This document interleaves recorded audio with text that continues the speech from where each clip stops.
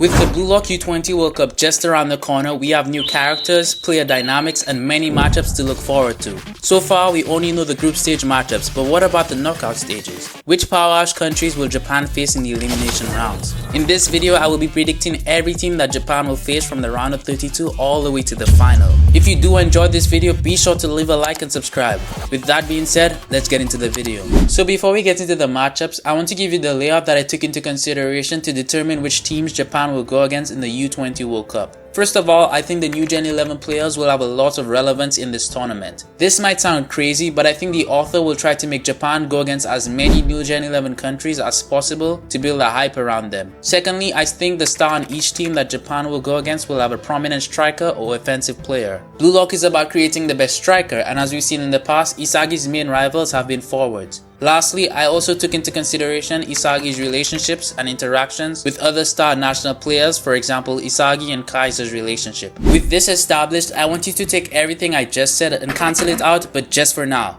Because the first team that I think Japan will face in the knockout stages or round of 32 is China. I feel like this just makes sense because they have a long history together, and who would not want to see a China versus Japan match? I am almost confident that China's new Gen 11 player will be a defensive player because of the entire Great Wall of China metaphor. I'm thinking of either a goalkeeper or centre back, but I'm leaning more towards a centre back because they can have more involvement in the game. I see China as a tactical and defensively strong team similar to Uber from the NEL and will be a new type of challenge to Japan. It will literally be like an unstoppable force versus an immovable object type of game. I think this match would test Japan's ability to turn 0 into 1 and truly show the world how much Japanese soccer has changed because of Blue Lock. Many people may be asking the question, what about Italy and Lorenzo? But I actually think that Japan will not face Italy in the tournament at all. The main star of Italy would probably be Lorenzo, and Lorenzo hasn't really had any rivalry, antagonism, or strong connection to Isagi like other players. One thing I do want to highlight is that I could see the matchup against China being wrong since Hitoshi Sai will be having his debut game in the round of 32.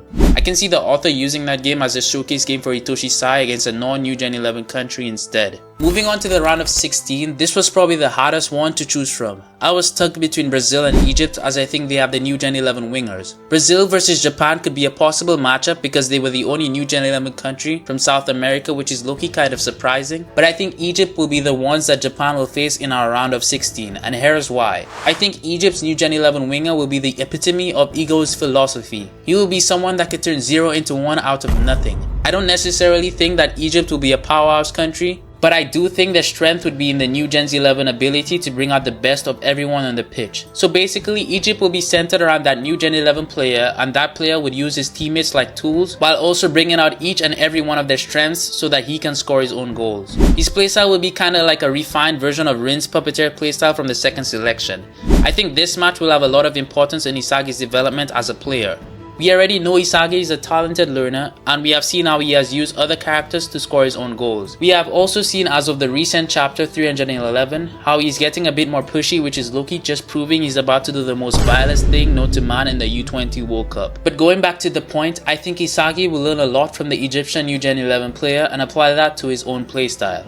This leads us to our quarterfinals game. I think this one might be pretty obvious for many people as it will be Japan versus Germany. From the aftermath of the PXG vs Boston Machine match, it's pretty obvious that the rivalry between Isagi and Kaiser is not over at all. In actuality, it's probably going to be even more heated in this match. I think Ness will play a huge part in this game as he has finally decided to not do what he's told to do by Kaiser anymore. He will probably be playing for his own self and with more freedom, and I see this leading to Kaiser's evolution as well. I think this match will be a turning point for Isagi's development. With his new evolved puppeteer playstyle from the Egypt game, I think Isagi will push Shigiri beyond his limits, causing him to get injured. Now I know many people may hate or disagree with this theory because Isagi and Shigiri are close friends and it wouldn't make sense for Isagi to do this, but as of recent chapters, I think it's pretty obvious Isagi is heading in that direction. We also have more proof of this through Hirage's tarot reading, which I talked about in a separate video, so feel free to check it out as well. I don't think Isagi will intentionally try to hurt hurt Shigiri. Instead, I think it will be a case where Shigiri was feeling pain in his leg throughout the game but did not want to get subbed off, so he didn't tell anyone. So basically, I think it would happen where Isagi would ask Shigiri for his help as the final piece to this puzzle, and Shigiri would agree without letting Isagi know that he's having some pain in his leg. Shigiri does the final pass, allowing Isagi to score, but his leg snaps as soon as he does so. But let's just hope this does not happen because we all love our fanboy Shigiri. Moving on, we have the semi-finals, and I think Japan's opponent in this match will be Spain.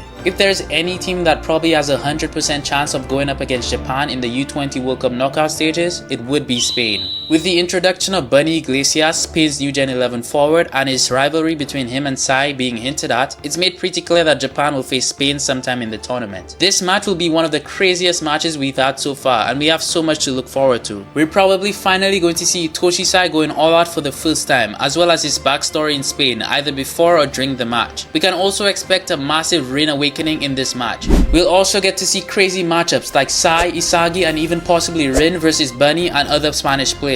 I'm expecting a Bunny backstory as well, which I'm honestly really excited for because they literally had Bunny show up for one episode, then he dipped right after. I'm thinking two possible outcomes can happen to Isagi in this match. The first is that he wouldn't be in the state of mind to play his best after what happened to Shigiri in the last match against Germany. Because of this, Sai, Rin, and other players would have to step up for Japan to pull through. If this is the case, I could even see Isagi getting subbed off. The second possible outcome is that Isagi goes on to play the game unaffected and continues to lose his humanity even more for soccer throughout the game. Let me know what you think will happen in the comment section down below. Now we move on to the finals. This is probably the most obvious matchup of all the others so far. I'm almost positive that the final for the U20 World Cup will be Japan versus France. Also, if we go according to the official World Cup bracketing rules, the top two teams of each group stage are put on different sides of the bracket, so the only way that these two teams can go up against each other after the group stages will be in the final. This match wouldn't just be a final but also a rematch. Many fans in the Blue Lock community have already come to the consensus that Japan will lose their match against France in the group stages, and I 100% agree with that. I've even seen some people online with crazy predicted results like France beating Japan 5-1 with Loki scoring a hat-trick. But getting back to the point, this match will be the ultimate showdown between Loki and Isagi. I believe that Japan will be the strongest they have ever been in this match. Rin and Sai coming off their game against Spain would have probably had a better understanding of each other and hopefully even started working together. Isagi would have probably been the best he has ever been and many other players would be on fire as well. We can definitely expect Charles to be moving differently from the Charles we know, as we will probably get some evolution as well. We also have the France new Gen 11 player that we have not gotten introduced to yet. I've seen many people saying that Loki is the new Gen 11 for France, but Loki has not been explicitly stated as a new Gen 11 anywhere in the series like how the other new Gen 11 players have been clearly titled. I'm expecting this match to be the biggest match that we've seen so far in the manga, with so many heated matchups, rivalries, and chemical reactions. I do still think Japan will lose in the end though. If you're interested in my reasoning, check out this video. But let me know who you all think Japan will face in the knockout stages of the tournaments. And also let me know your thoughts on the upcoming U20 World Cup. With that being said, this comes to the end of the video. Be sure to comment down other stuff you want me to talk about in Blue Lock or in other anime. I got some really exciting videos coming up in the future, so be sure to subscribe for more.